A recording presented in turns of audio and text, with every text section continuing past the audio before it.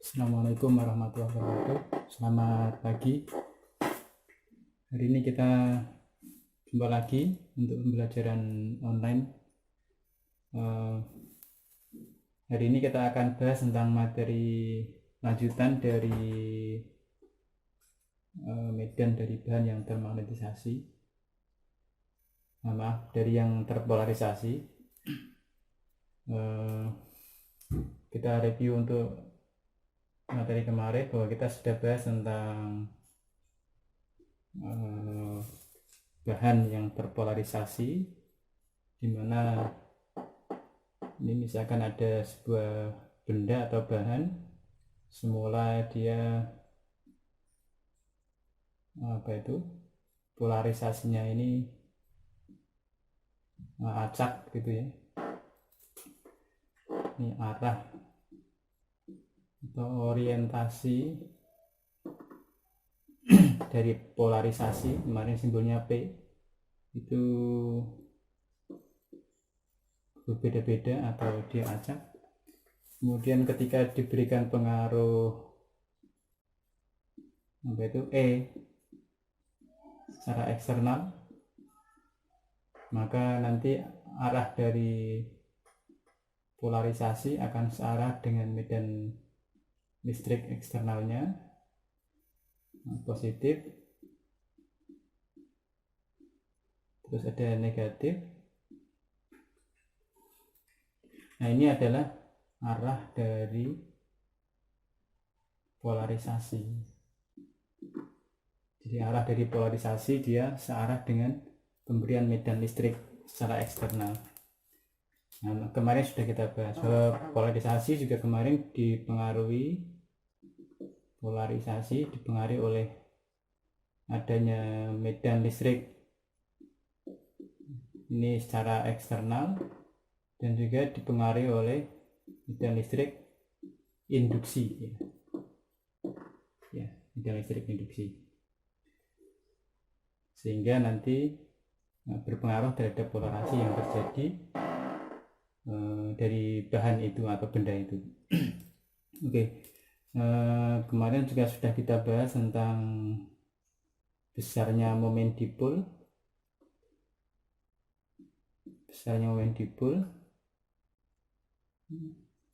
yang memiliki hubungan terhadap polarisasi. Jadi, bagaimana hubungan antara momen dipol terhadap polarisasi. Nah, bagaimana hubungannya? Kemarin sudah kita bahas bahwa polarisasi, kita beri simbol di bawahnya ini menunjukkan huruf besar ya, polarisasi, biar tidak sama dengan P kecil. Polarisasi adalah besarnya momen dipol dibagi dengan volume. Nah, kemarin kita menggunakan M sebagai total momen dipol, tapi maknanya sama. Ini sebagai momen dipolnya dibagi dengan volumenya. Ini adalah momen dipol, yang ini adalah volume. Yang ini P besar ini adalah polarisasi. Nah, itu hubungannya. Dengan demikian, bahwa kalau kita ingin mencari P, itu adalah P kalikan V. Atau kalau dibuat dalam bentuk integral,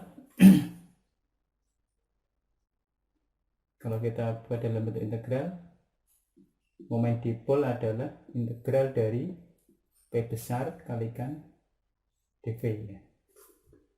Ini P besar yang ada tanda di bawahnya. Integral dari polarisasi kalikan dengan dV-nya. Nah, kita ingat kembali juga tentang P besar. Ini yang potensial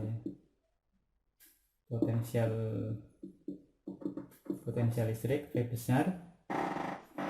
Kemarin sudah kita juga dapatkan hubungannya terhadap momen dipol P per 4pi epsilon 0 R kuadrat terus kalikan dengan kosinus theta. Kemarin kita sudah bahas. Atau bisa juga dalam bentuk vektor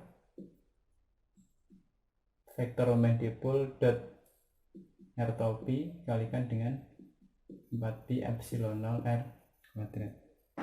Nah, ini sebagai hubungan antara potensial listrik terhadap moment dipolenya. Nah, itu kemarin sudah kita bahas. Nah, sekarang kita ingin masukkan dari hubungan potensial listrik itu terhadap moment dipol dari persamaan ini ya. Nah, ini kita buat persamaan ini, misalkan persamaan 1, ini persamaan 2. Nah, kita masukkan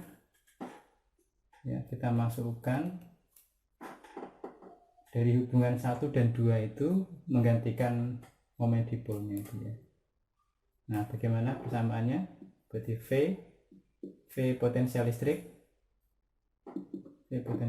sama dengan ini kita gantikan dengan ini berarti ya. Berarti ini bentuknya adalah integral bagaimana? P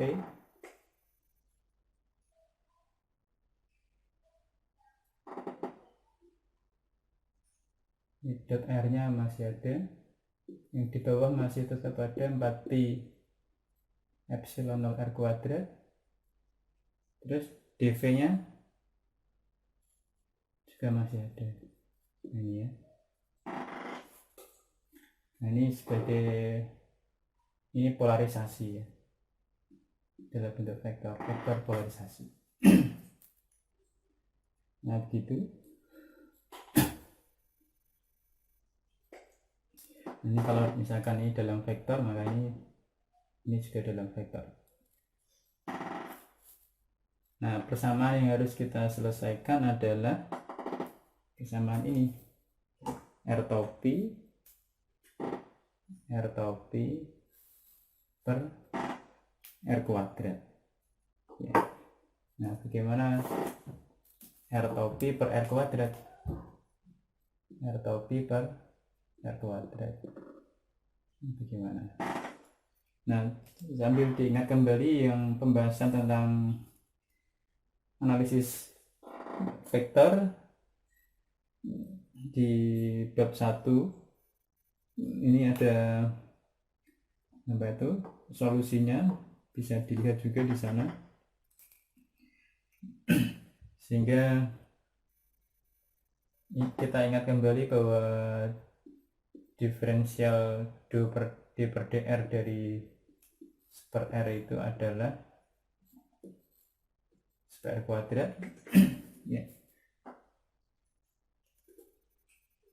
Sehingga kalau integral dari per R kuadrat itu adalah ya ini ya, hasilnya adalah yang ini ya, per R. Sehingga ini bisa kita selesaikan. Atau ini R tau pi per R kuadrat itu akan menjadi sama dengan gradien dari per R. Nah, ini hubungannya ada di bab 1 juga sudah ada, nanti bisa dilihat di perhitungan kalkulusnya. Di fisika matematik juga saya kira sudah dibahas ini. Nah, kita lanjutkan untuk mencari potensial listriknya ini. V sama dengan yang dianggap sebagai konstanta kita bisa keluarkan 4pi epsilon 0, terus integral dari polarisasi dot gradien seper R dV. V nya di sini V volume ya, yang di sini V potensial listrik. Atau kadang juga di beberapa buku ini disimbolkan dengan simbol yang berbeda, d tau, untuk membedakan yang antara potensial listrik dengan volume. Kira begitu.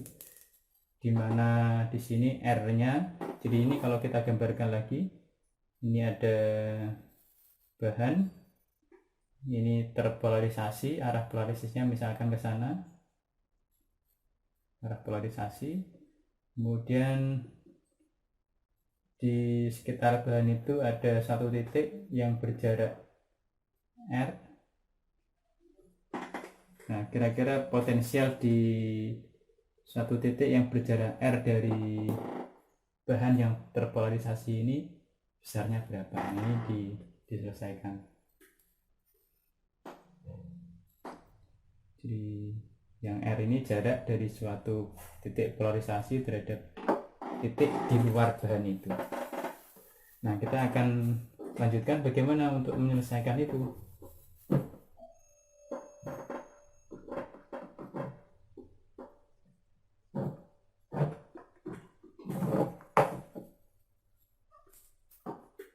Nah, untuk menyelesaikan itu, jadi kita integralkan persamaan V itu. Nah, tetapi ini harus kita selesaikan dulu ya. Bentuk dari U dot gitu ya, U dot dV ya.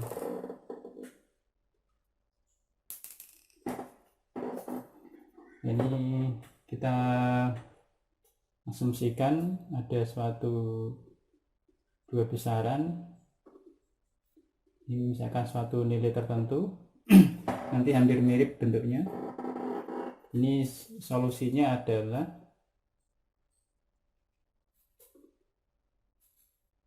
nabla dot AP min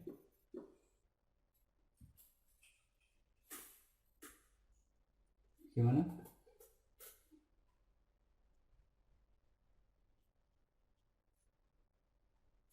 V kalikan nabla dot ini bentuknya hampir mirip seperti ini.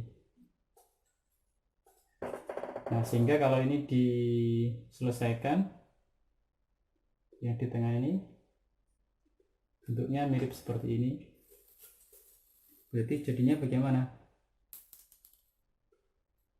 Ini berarti kita misalkan ini jadi yang A, yang ini jadi B.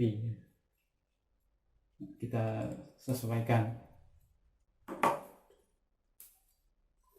berarti sama dengan nabla dot A nya apa? Ya, A nya apa? Berarti P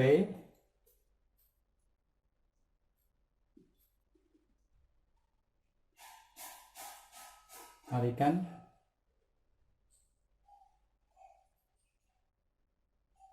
ya super R ya, atau ini P langsung begini per R, ini dV, terus min integral super R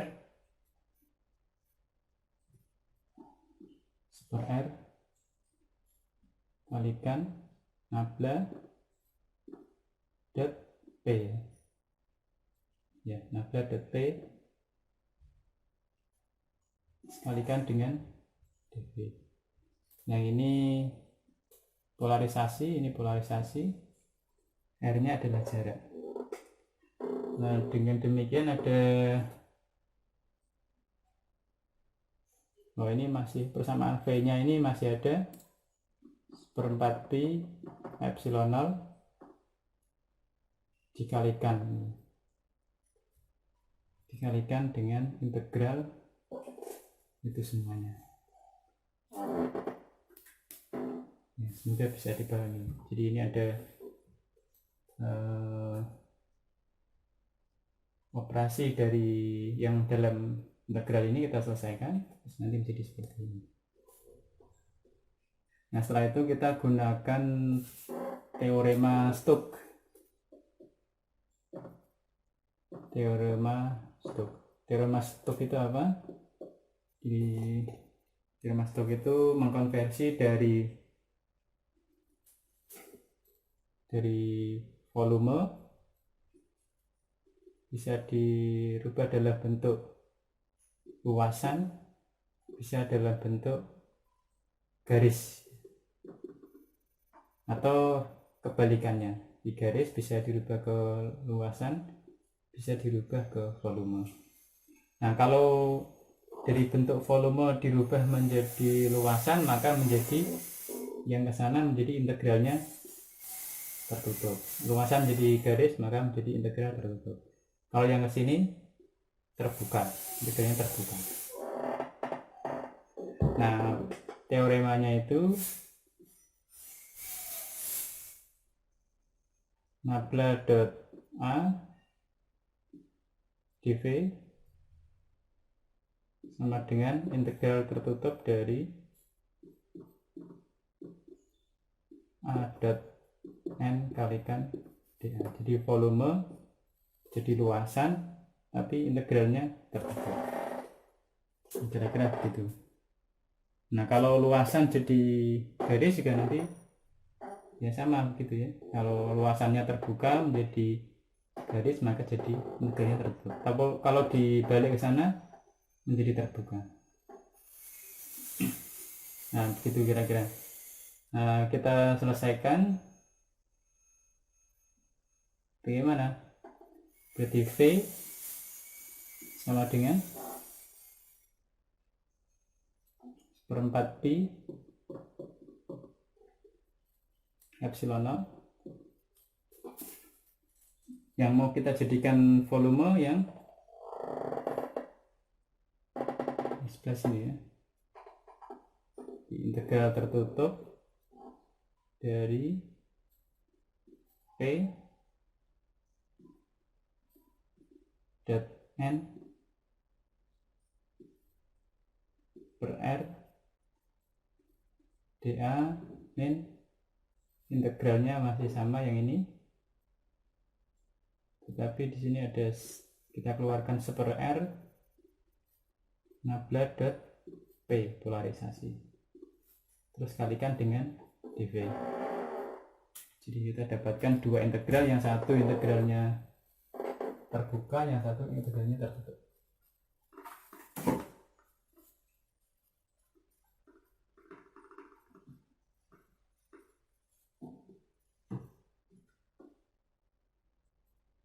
Nah, dari situ kita dapatkan bahwa ada dua bentuk. Yang satu bentuknya adalah luasan, yang satu bentuknya adalah volume. Ini tadi nabla dot P dV. Ini bentuknya luasan tetapi tertutup, yang satu masih dalam bentuk volume. Nah, sehingga yang di sebelah sini yang bentuk satu ini kita kenal dengan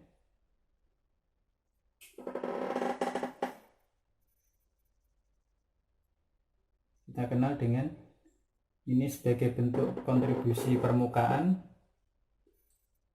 terus yang satu sebagai kontribusi, yang satu ini memiliki kontribusi terhadap permukaan, yang nomor dua memiliki kontribusi terhadap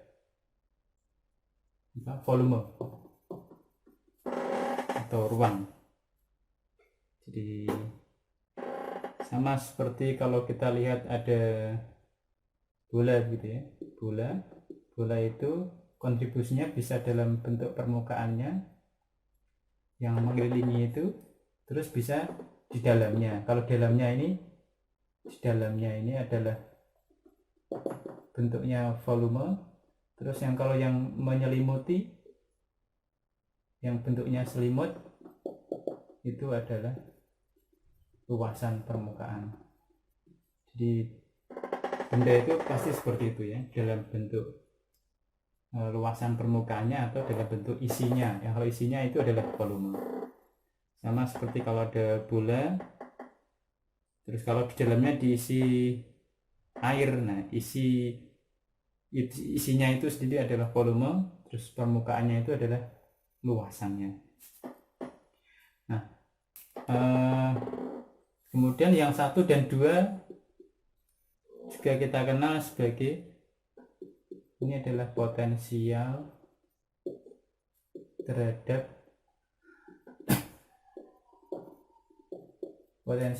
permukaan dengan rapat permukaannya adalah sigma. Nah, besarnya sigma adalah P dot N. Terus yang kedua, potensial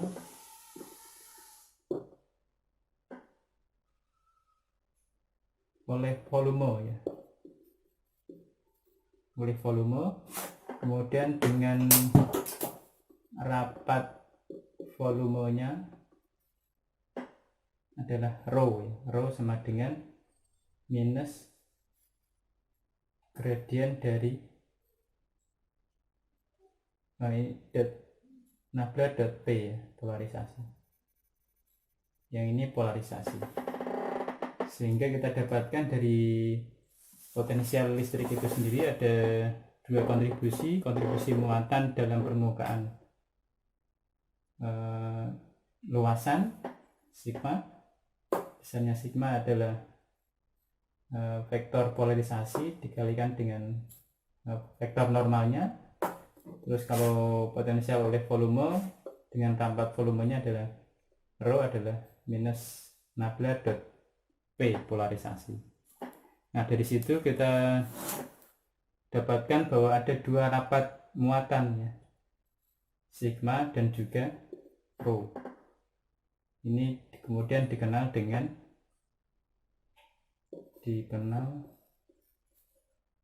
rapat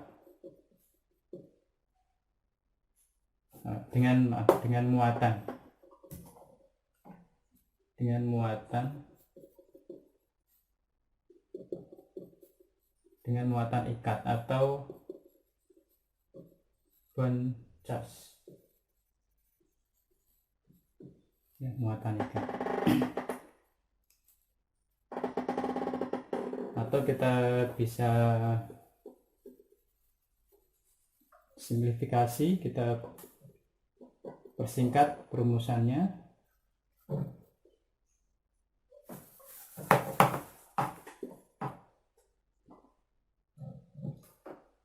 Kita persingkat rumusannya menjadi V sama dengan 1/4 pi epsilon 0 integral tertutup dari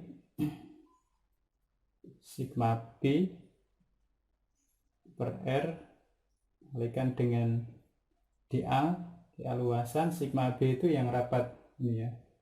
B itu bound itu artinya terikat.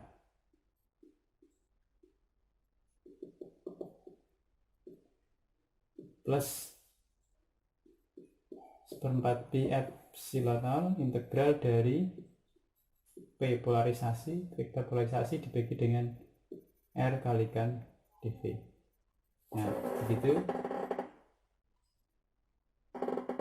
ya, kita simpulkan bahwa dari bahan yang terpolarisasi itu nanti bisa menghasilkan potensial listrik, ya. Potensial listrik, di mana potensial listriknya terdapat kontribusi dalam permukaan dan juga memiliki kontribusi terhadap volume atau isi. Nanti lebih jauh bisa juga menghasilkan medan, ya. Jadi judulnya sendiri adalah medan dari bahan yang terpolarisasi nanti menghasilkan potensial listrik. Potensial listrik bisa menghasilkan medan listrik. Sesuai dengan persamaan kemarin, E adalah minus ini, ya,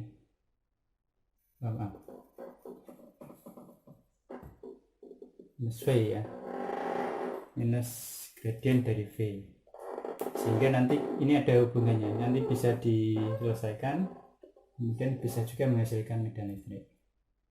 Nah, demikian untuk materi tentang medan dari bahan yang terpolarisasi, semoga bisa dipahami. Assalamualaikum warahmatullahi wabarakatuh.